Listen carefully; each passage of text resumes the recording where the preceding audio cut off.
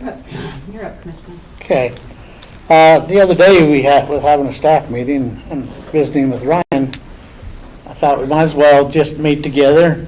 We're putting this manual together about, crisis or events and stuff, and we just had one, so why wouldn't we critique ourselves a little bit and figure out what went right, what went wrong, if we're going to put it in a manual, what do we need to do? And so Wes was going to join us, but I don't see him here. But See him. Ryan, if you'd want to go ahead and run this meeting. Okay. Yeah, I think as Ernie said, it was just going to be kind of a self-critique. At one point, it was just going to be the safety committee talking about it, but a lot of the folks on the safety committee weren't the ones actually responding to it. And so it was Wes's idea to expand the circle to those of you that actually responded. And there's, I'm sure, details of what you do that definitely go beyond the scope of our emergency action plan. But as we're putting together this is a plan developed. Hey, Wes. This is a plan developed for the purpose of the employees, right? So what you guys often do is respond to the larger community, and that can be one piece of the discussion. But what this originally started as is just for our own employees, getting them prepared for events and incidents, The snow one was a simpler one, I would imagine, but it still bears talking about. And so maybe if we can just start the discussion on that light, as far as our response for just notifying employees and making sure we reacted appropriately for that. So I guess I found out when Ernie, you walked into my office. But So I'll just start it then. Can you? Yeah. And the beginning was I got a phone call from Kyle and said that they was We're talking about the snow. the snow. Yes, the snow. And he said that he got a report that it was snowing a foot an hour up over the hill, that we had snow plows off the road and couldn't move because people were trying to get in and out. And then I talked with Tony, and he gave the same report that, we're getting a lot of snow and stuff. City of Pocatello had already shut down all their functions. And so we made the decision, I talked to the other commissioners, we made the decision to go ahead and shut things down. So then I went to Kerry's office and couldn't get a hold of him and tried to call him, and he didn't have my number identified. And so then I went down to the court marshals and we got a hold of the judge. And the judge says that he was in agreement to shut the facility down.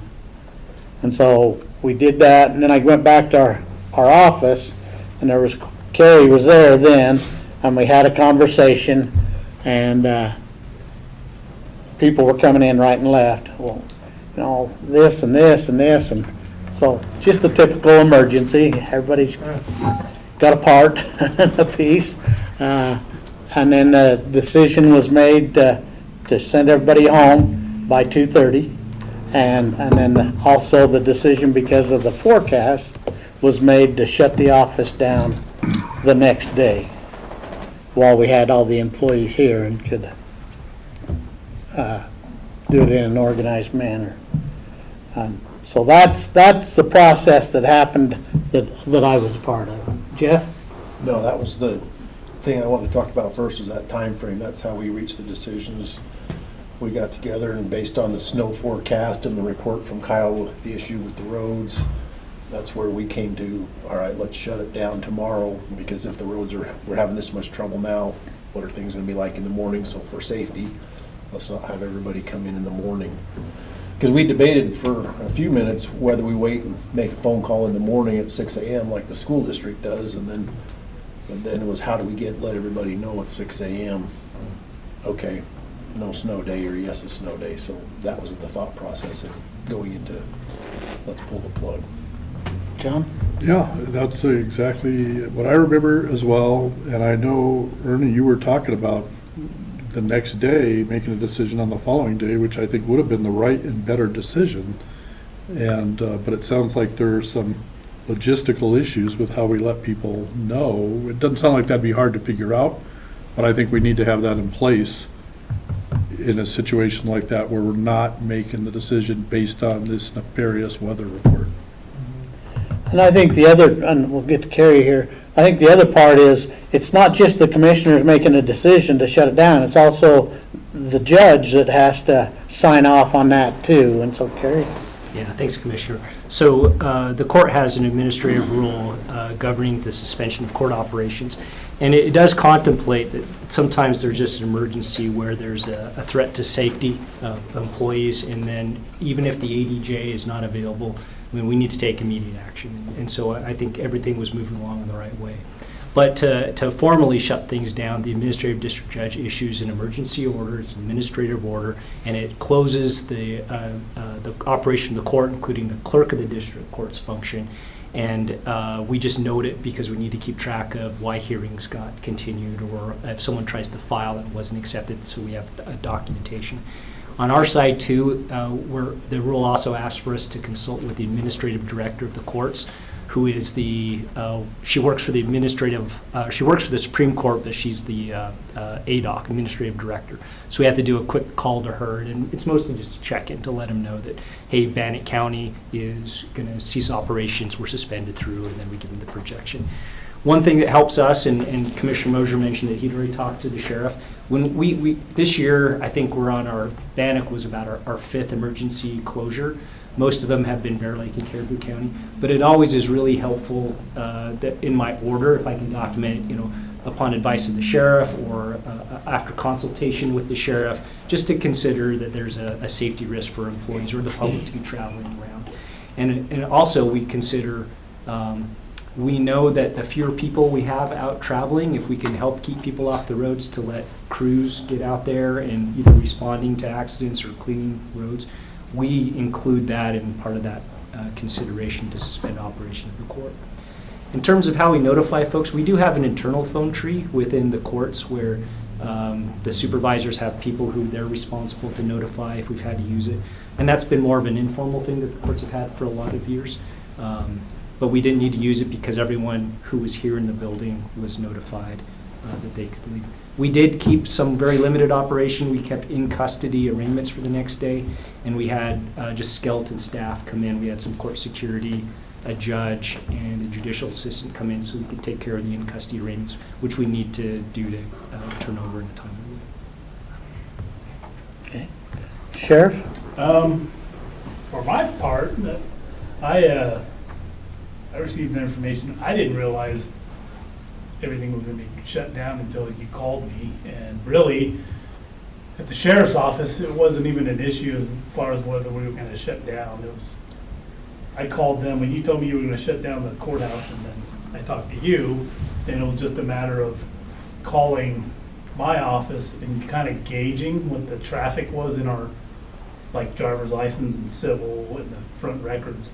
So for us to close, it was more gauging, is there much traffic coming, or was it really slow because of the weather?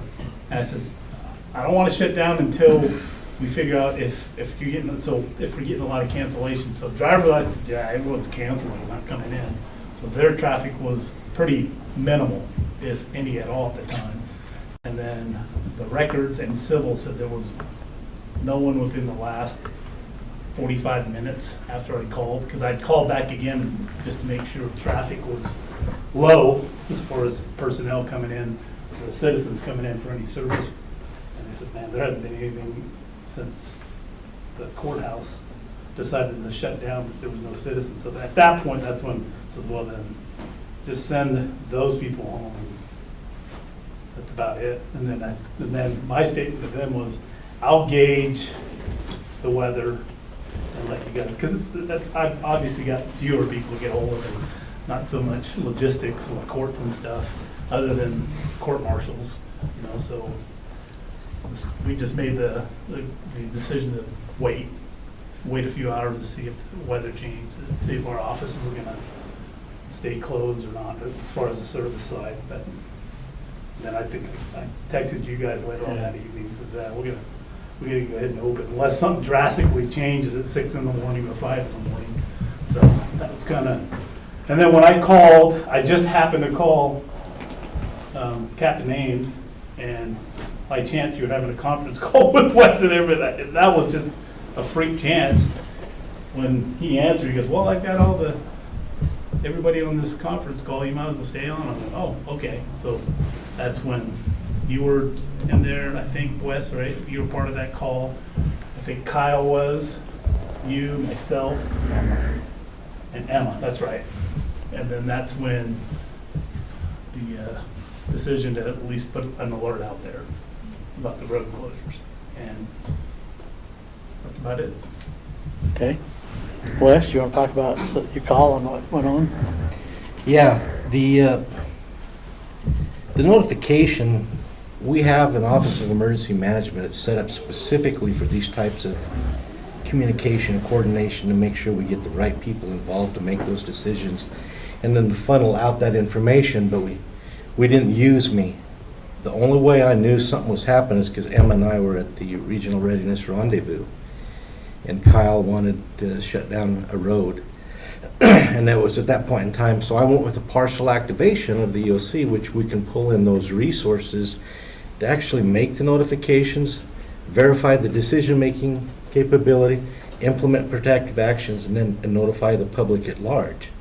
And that's what we did. So between Emma and Kyle was incident command, because he's the one that's out in the field giving us the updates and the tracking of everything else.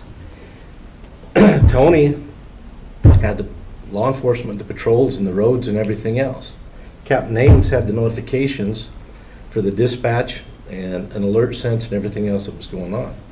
And then we had the updates. And so the problems we run into is for the release of the public or the employees, it should have been a staggered release, but I didn't know that Pocatello had released.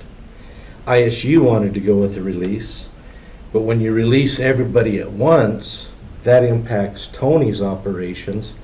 And so we should have went with like a staggered release once we knew, but there was no dialogue and coordination on that to make that happen. And then when we went with the alert sense notification, I think it was an hour after we did the press release, so it was slow, really slow. But that's two different events, in my opinion.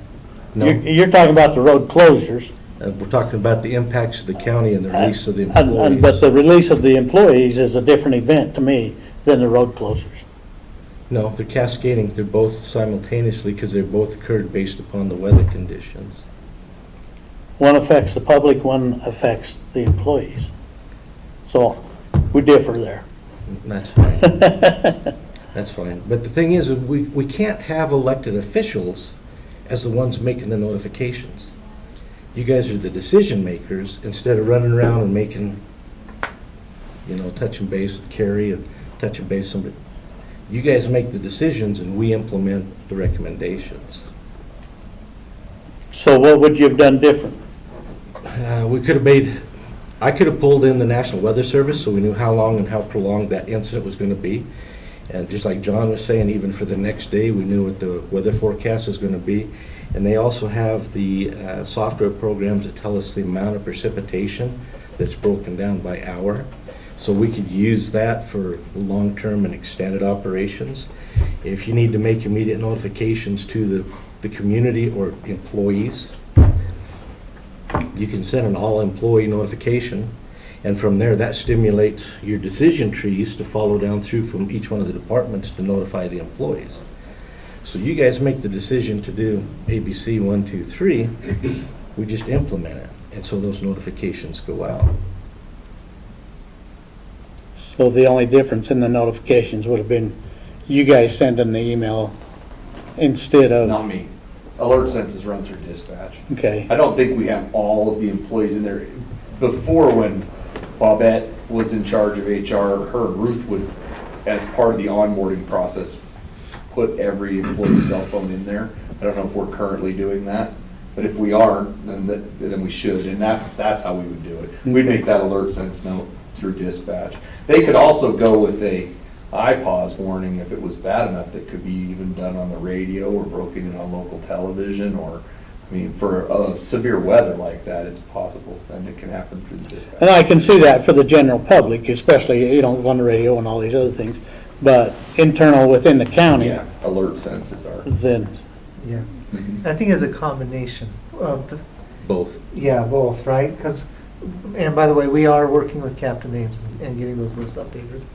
And, but the phone trees are effective too, right? 'Cause Yeah, absolutely. And we can send all user emails as well. I mean, some people that too, prefer yeah. getting a notice on their email, so there are multiple ways we can do it, absolutely. so the phone trees. Does each department have a phone tree? I haven't seen one in our office. We do. Well, I do. alert sense kind of eliminates the phone That- tree. And that's, Yes, if all the data's in there, as far as Just me. phone numbers. Yeah, if you only have I 5 got one people in for your my department, it's not too hard. Yeah. That's called a group. We've got that. but that was our concern, Questions for the commissioners. is we, the ability to let the employees know was especially the concern for the second day. Yeah. No, instead of the first afternoon. And so we we talked to each elected official and the supervisors to make sure that they had responsibilities for the people. And that's why I asked if there was a phone tree, how it is. But if this alert sense, and you've sent that email out since, and have the 3 different ways to use alert sense. Yeah, we should probably run a test, but yeah. That would be good, to run a test and then have everybody report back or to their supervisor or something. I think we can actually send a survey through it, can't we? Where people can respond to yes or no, and can see.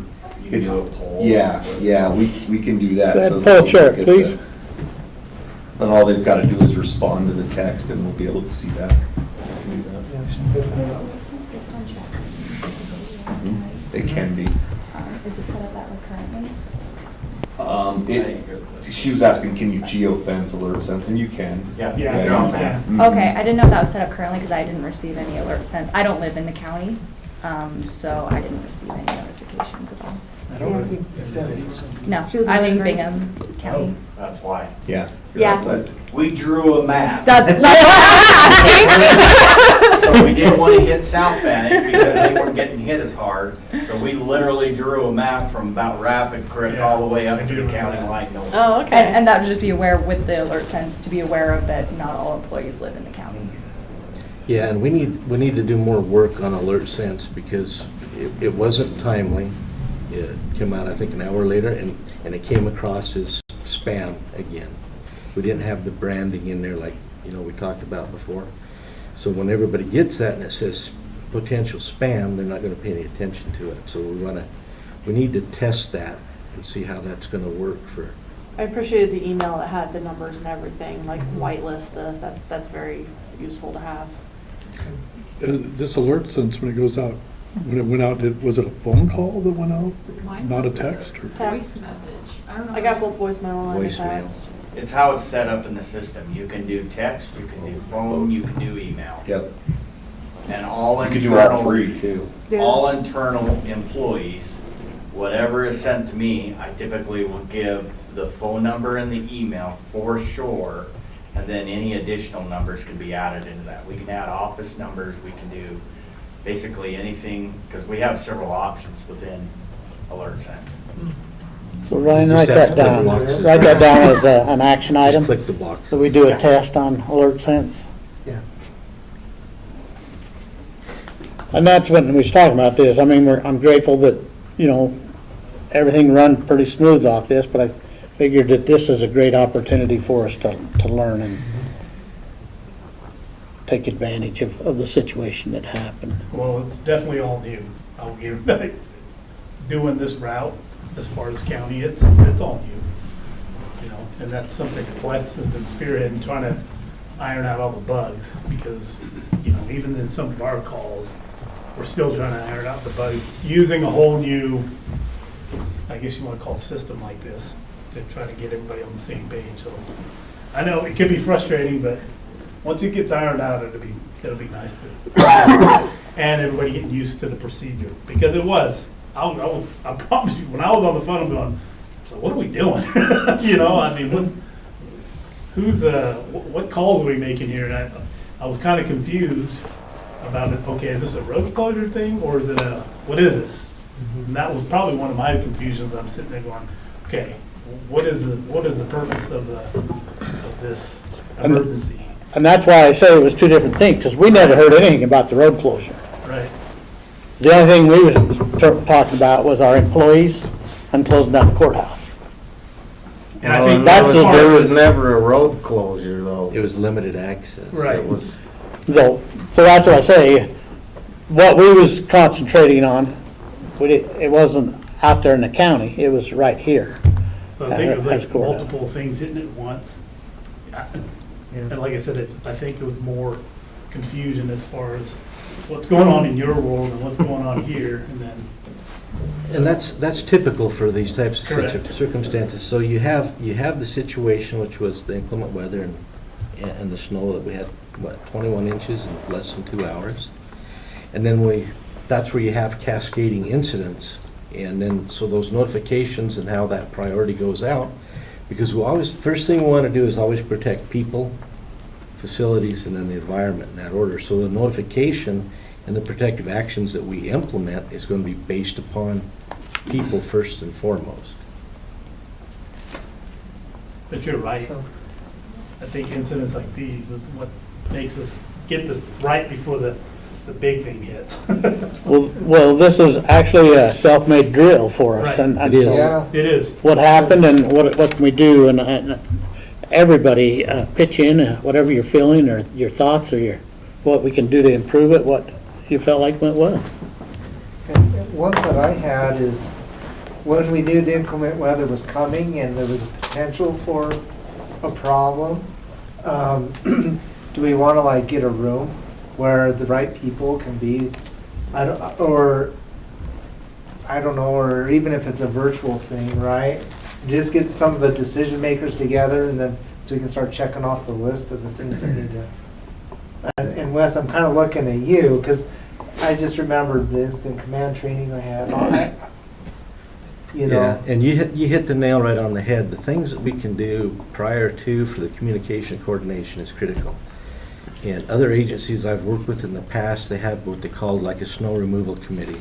And what that does is, so who's going to be out in the field every single day for these? Kyle and his crew. They're in on the road that day. But And they Tony also and are his tracking. Us and our guys. Yes, but they're also tracking the weather circumstances, so they tell their crews the day before, hey, be prepared, it looks like this. So they're aware of the weather status and everything else. So on the day of, Kyle's crew's out on the road and they're keeping up on it. So then they go with the conference call, which includes Tony, Kyle, the commission. Tony tells them, you know what? Or Kyle says, you know what? We can't keep ahead of the roads. Inclement weather is just beating us to death. I would recommend we have a snow day or close it on this day, because the input from the Weather Service, and we can have them on the same conference call, because the National Weather Service is there 24/7, and they got a number we can call in. So you have one conference call that answers all the questions, and these guys that are in charge to make the decisions make that decision at that point in time. I like the idea of having kind of a notification come out from your guys' team as soon as you know, like, okay, this is going to be an above average snowstorm. This is not our typical plowing. And that way we can all kind of be on alert, like this emergency might become an emergency, that kind of thing. That's just preparation. yeah, it's hard, because like that one, it was nothing, and Then only in suddenly- one spot. Right. It was, Yeah, You're right. right, because yeah. we were in the office, wasn't that bad, and I was You're right. talking to the guys down south, and they're like, yeah, the wind's kind of giving us trouble, and then all of a sudden you get a call from somebody else, and they've got 2 foot of snow, and I can't even move, so it's like, oh, okay. Yeah. Well, it's just like today. I mean, Jeff and I walked out at lunch and it's raining here and I go over to, over by Fred Meyer's and it's nothing. I mean, and then soon I went to lunch and all of a sudden it's raining over there and I come back here and there's nothing here. And then you turn around and there's a thunderstorm and hail and lightning. And so it's pretty challenging to try to say something for the whole county at different times. And like you say, so you stop at Rapid Creek and or Ingham and you come this way. A lot of challenges in all of it. So what if, I know this doesn't really anything for the courthouse, but say a culvert pipe washes completely out and we have a road washed out. In that situation, I guess Wes and stuff, what would be, which way would you see it going? Like who first, who to contact? Yeah, and the situation's gonna dictate what your needs are, and if you need additional resources, you do what you guys need to do every single day, 24/7, 365. I don't get involved unless something exceeds your current capabilities, or if you have to get notifications out to the public, or if you have to implement protective actions or anything else. That's the only time I get involved. And then once I get involved, I'm going to be pulling in the resources that are impacted. So if it impacts Tony and what you guys have, or Emma, or if it's transportation, or the road being out, the school district, and make those notifications. So the situation kind of dictates how big we need to go with those things. And as we start Because making, like on this one, on the snow one, I called Emma to maybe put out something that it's really bad conditions, but we weren't into something we can handle. And then I was getting a hold of the sheriff's office because if I could use a little of their help too, as we're trying to warn people that up this road, but we hadn't got to a road closure yet or an emergency yet. We were just working through that motion. So I mean, is that a good thing, I guess? I was trying to get a little bit of social media out to help, but then. And that's why Emma's here. We want to utilize her to notify. It doesn't have to be an emergency or a major hazard, a fire or whatever, but if there's something out there that we want the public to know, Emma's here to be a mouthpiece for us. So I'm curious, what would the process be for, like, what the first thing he mentioned with the road's blown up and we need to close it? Does he need to get in touch with you before he gets in touch with me? First thing to do is shut the road down because that's safety. Yeah. And then get a hold of Wes. If it's an emergency declaration in the county, the commissioner's the only ones that can make that emergency declaration. But we rely on you and Tony. It just depends how big that situation is. I mean, if it's something you're still capable of handling, you know, obviously you'll get a hold of us to help divert things. Yeah, I mean, we could maybe close that road off and go Right. different. But if it's gonna be an extended amount of time, then Well, we, you know, after sitting through a couple of these debriefs, I appreciate this one. I think this was a very successful failure. I keep going back to the things that I learned, that we reach out to Wes as the emergency manager, regardless how big it is. So in the case of the culvert, you reach out to Wes.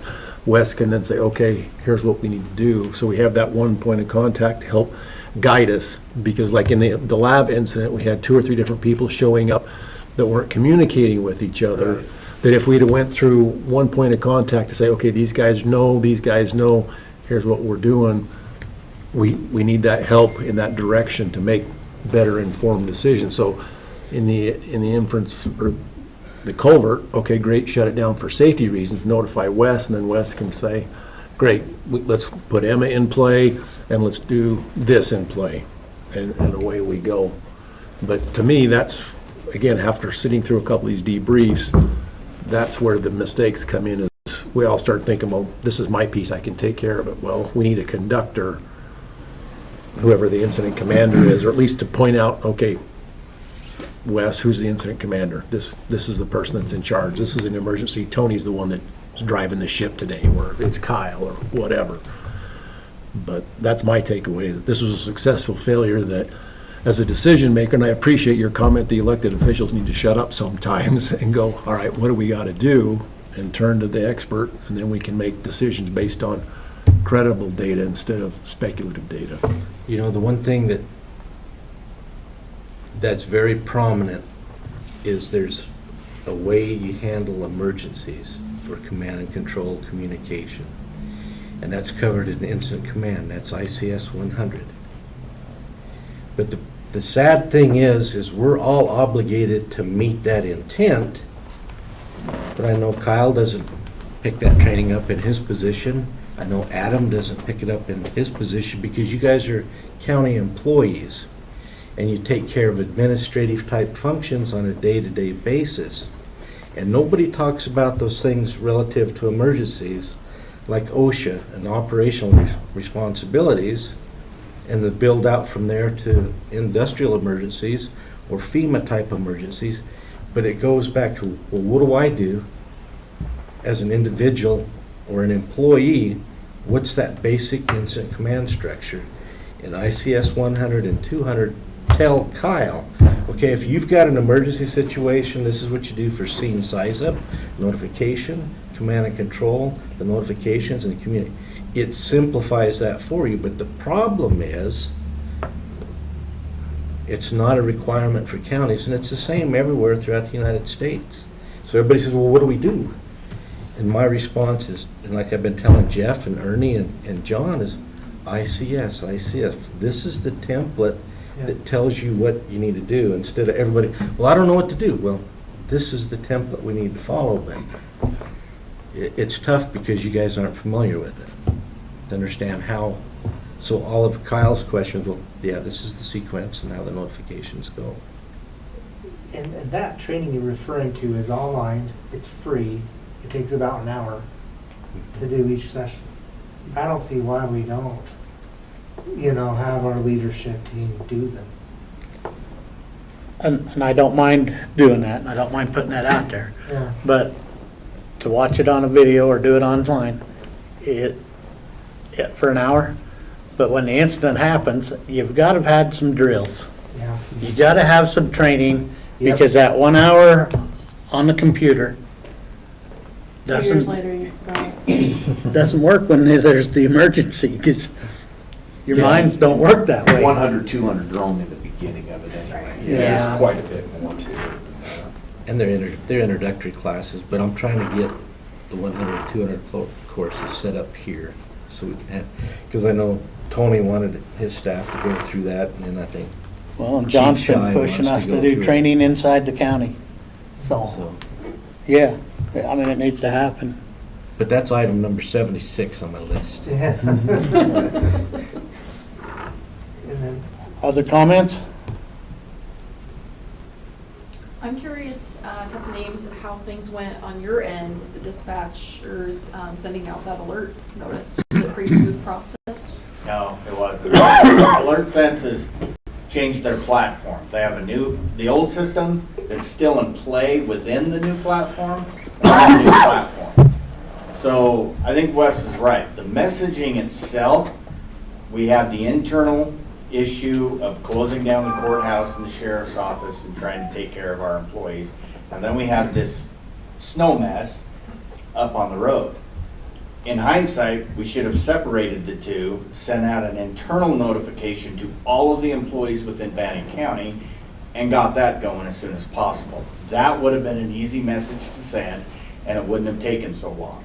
What we were trying to do is encompass everybody within a very specific range, and then we started running into problems between old platform, new platform, and we literally had to call AlertSense to try and figure out how to get this message sent off. And that's what the delay was. So, yeah, we had some bumps in the roads. How we're correcting it, everybody's gonna be going through training again, and then we're probably gonna shut down the old platform, so everybody has to use the new platform. Because we're all human, everybody wants to know what they know and what they're comfortable with, and they're not using the new platform the way it needs to be utilized.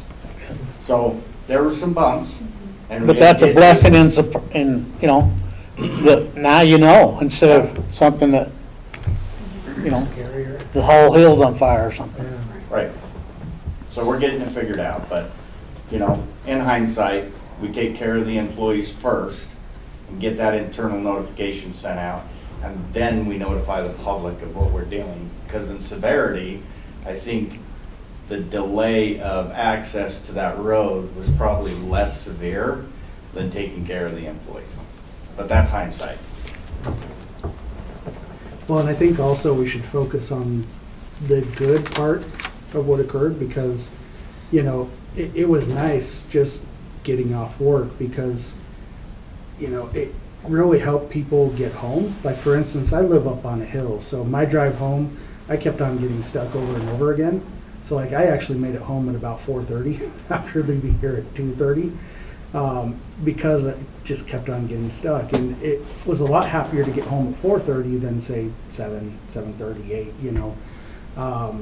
So let's remember that this shows us that the county takes safety seriously, and I think that message was delivered to the employees. So, you know, let's not forget that as we talk amongst ourselves here, because that was good. Thank you. Anything else? I guess, so let's say tomorrow it starts to snow 2 feet, and that, you know, He might throw something what's at step you. one? You know, step one, Kyle, you're monitoring it, you're calling Wes, is that what we're talking about? If it hits a stage where we're not, you know, handle it, then yeah. And then he calls you, you start organizing an instant command, is that step two? Yeah, so it's Kyle and I and Tony talk, and I say, well, what do you got? This is what the patrols are actually telling me. Kyle says, this is what we got. So I touch base with the weather service and say, no, this is what's really happening. And they can tell us by minute, by hour, and then we go with the conference call with the commission and say, well, this is our recommendations based upon what Kyle and Tony see and what the weather service is saying it's actually reality. Well, let's just use what could be happening here in a few weeks, a flood. Look at Farmington. Yeah. You know, I mean, honestly, it's gonna happen. It's just a matter of where it's gonna hit first, so it'd be just keeping our minds as far as that protocol, when and if it's income first or whatever, is using that protocol, like we're saying, for when it starts flooding. Because this rain's. That hailstorm we just had was just like the hailstorm on the 4th of July a few years back in Income, and then there was Rapid River, not Rapid Creek. Which you're still getting those live river Yeah, meetings. and then I've also gone in and I've got that working relationship with the National Weather Service, so that's the exact same thing that we do for the build out, because a lot of these potentials, you know they're gonna occur. Like weather, you know it's gonna come, just like flooding, you know it's gonna come. So we pull in those resources to track and monitor, and then I send those updates out to most of you guys, so you're aware of what we're looking at for the potentials and the impact areas and what the status is. So it's like, hey, that's a nice way of saying, hey, be prepared for these potentials as they come. So when we do this for other hazards and other types of events, it's an awareness going into it. So when it does happen, we should never be blindsided, because we know it, the potential's there, we know it's going to happen, and we can get it done sooner. So the response is quicker, and the recovery is a lot faster too. Well, see, I think that's a good thing because, you know, that was reactive what we did. There wasn't much proactive, at least that's how it appears. I'm not sure, you know, if that's correct or not. That would be up for you guys, but. Depends which day you're looking at. Exactly, you know. But I mean, that's the question is how much proactive could we have put in it rather than reactive, you know? And what do you think, Wes? Well, the weather reports and the updates from the National Weather Service are free. You know, we can sign up for those. I get them every day, and I know a lot of you sign up for them, and they check. I know Kyle uses them every day, but the benefit to that is I don't have to send out notifications to every employee. We can just send it, just like Alert sends notifications, and sign it up for that. we support it and we promote it. And for the weather service updates, we support that and have the employees sign up for it. It's easy, it's free. But sometimes you gotta be a technology wizard, 'cause But I can tell you on this storm, I looked at the news and the weather reports, and it didn't identify one area getting hit the same way. I mean, that's just like last week, that down in McCammon and stuff like that, they got about 8 inches, and we got 2, and you get nothing in here. And so our county as a whole, it's very tough to say, well, because of this, we're gonna make a decision that this one hit hard in our area. So it was a reactive, because there wasn't a real forecast that told us that you're gonna get a foot an hour. But I'll say, Josh, most emergencies are gonna be reactive. Yeah. Your proactive part is this, for when that does hit. The proactive is tabletopping what just happened and training on, like Wes said, 100, 200, and doing other things like Commissioner Moser said, is doing some tabletop stuff and actual exercises. But for the most part, most emergencies are reactive. But the part that I really want everybody to understand too is when we're talking about the courthouse, it's the courts are involved with decision-making Right. as much as the commissioners are. It's a partnership there that involves the Supreme Court.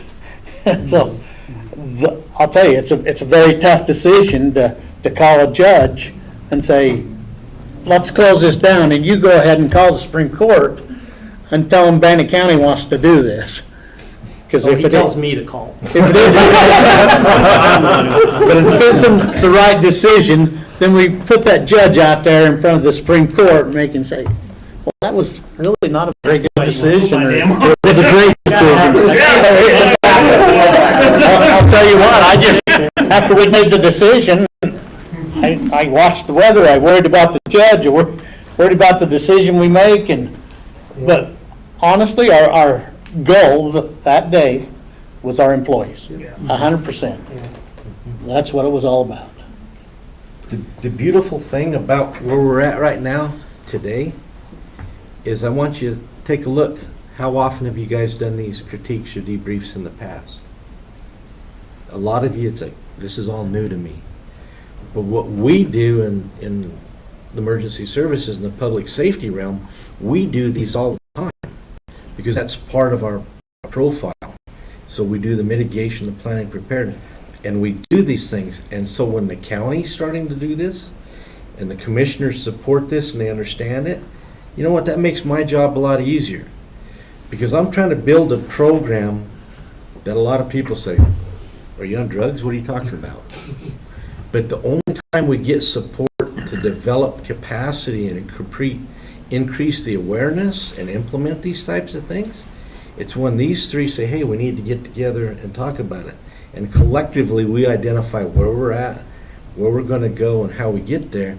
So that forms that standardization for the activations, for the notification, for the communication, and we build upon that. Because if we don't do this, you know what it goes back to? Well, I don't know, I think I do. It's negative learning in the things that we did. Well, on this day I did that. It may not have been right, it's negative reinforcement, but what we're trying to do is, okay, where are we at? Where are we going to go and how are we going to get there?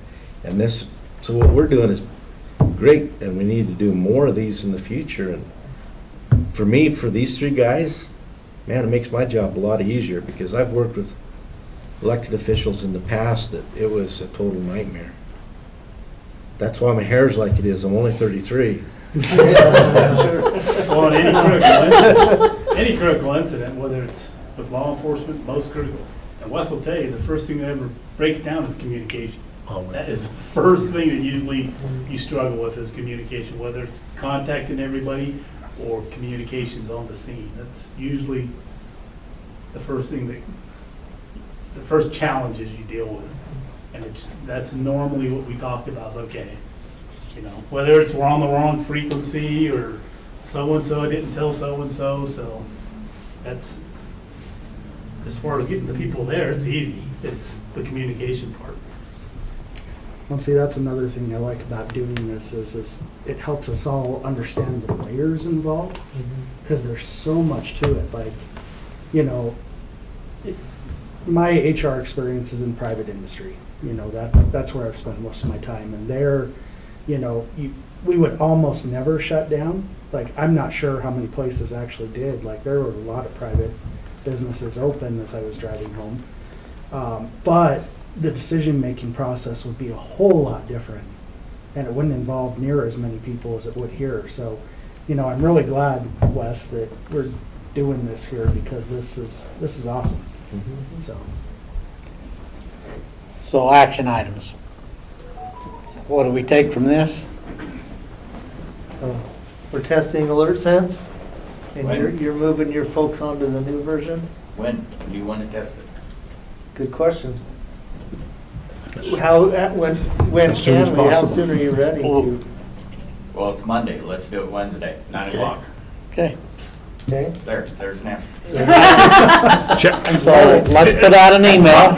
Let's put out an email so people know that it's coming. Make sure that, And I guess we can check on it's a test, numbers in there. Yeah, that's the part I don't I- know. and have people respond back after the test. Mhm. And how do we want them to respond back, and to who?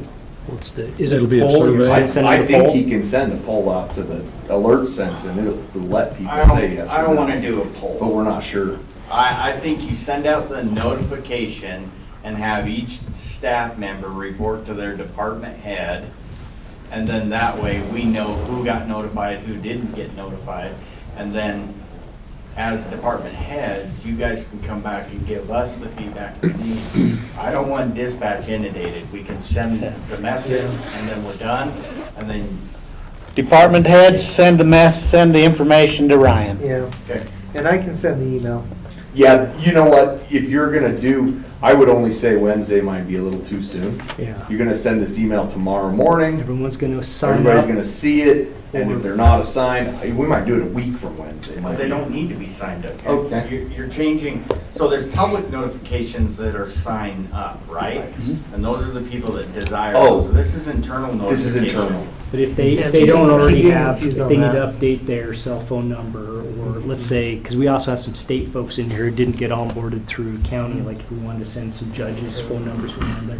Is Wednesday enough time if you had a little surge in people wanting their internal cell phone added, or is that just knock it out real quick? Well, if you're gonna send me 30 numbers, I can do it tomorrow. Okay. If you're gonna send me 300 numbers. I'm not going to send you 300. And that'll be the final part of it, is when we get the information, we can get the other 150 or whatever if they don't get it, but that'll at least tell us the information. Okay, appreciate that. Any other action items? The ICS training? Yeah. That's number 76, I heard. Yeah. We can start with some online stuff. You can start with the online. Yeah. Yeah, the Yeah, so- 100, 200 is on. Well, it would be easy to send links and We should, encourage. we should send that to all the elected officials and department heads. At a minimum, start there. Maybe, yeah. And honestly, along that line, When you're done. I would like to set up a elected official department head meeting, and let's have a conversation about this too. I mean, if we send out the email, if everybody's like me and you get, 80 emails, and you look at it, and then all of a sudden you put it off the side, and sometimes you don't come back. So I think that an in-person, we need to set up a meeting. And that's for the ICS thing. Yeah, at least part of it, and then anything else we need to talk about. We got budget coming up, we got a lot of stuff. Official meeting or? Elected official and Department head? department head. Okay, which may be timely, because we have a draft emergency action plan that have been putting forward, and I would love to have, one component of it is we have the plan that's public facing, and then we have an administrative training handout thing that I've been working with GIS to get maps for like assembly areas, and we needed to designate building wardens and stuff like that. This meeting you're talking about, I was hoping to do anyway. How soon? May, I think May 17th is, or something like that. is what we I talked. think you're gonna be Okay, covering we're too much gone. information. Okay. If you're doing the ICS courses and then this simultaneously, I think you're gonna cover too much I information. can just tell you, the first week in May, that I'm out 3 days, and then Jeff and I are down, we're training the 17th. 17th through the 20th or something Yeah. that week. Because one thing I was kind of hoping for tabletop too, so. is to do a fire drills also, later, without, because we need to practice evacuating. Yep. Okay. And so, Let's have a but that conversation. meeting would need to get set up. I'd like to have that meeting before we practice the evacuation. Okay. Can we do that at the department head and elected official meeting? Yeah, we could- Set up a time for that? That would be an easy one, because it's just a quick information about, we want everybody to do this training, we also want to set up a fire drill. We could do that within the next week or two. I haven't looked at our schedule for Thursday, the first Thursday in May. First Thursday, we have Board of Commissioners at 9 and something else at 11. I think we're pretty open So let's for that afternoon. book that at 1:30. We'll try to do an elected officials and On the 4th, department head. Fourth, Yeah. May 4th. Yeah. Okay. Good to me. Anything else, action items? Anybody bring forward? Have your cell phone entered with your name. All right. I'm not going back to Wes. As you all have Wes's phone number. I mean, he's going to be your first point of contact. Has everybody got Wes's phone number? If you don't have it, why don't you put it in your phones now or write it down?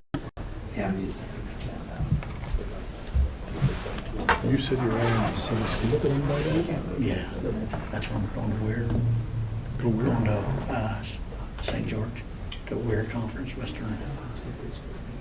You and Jeff. Yeah. So is there any meetings that week?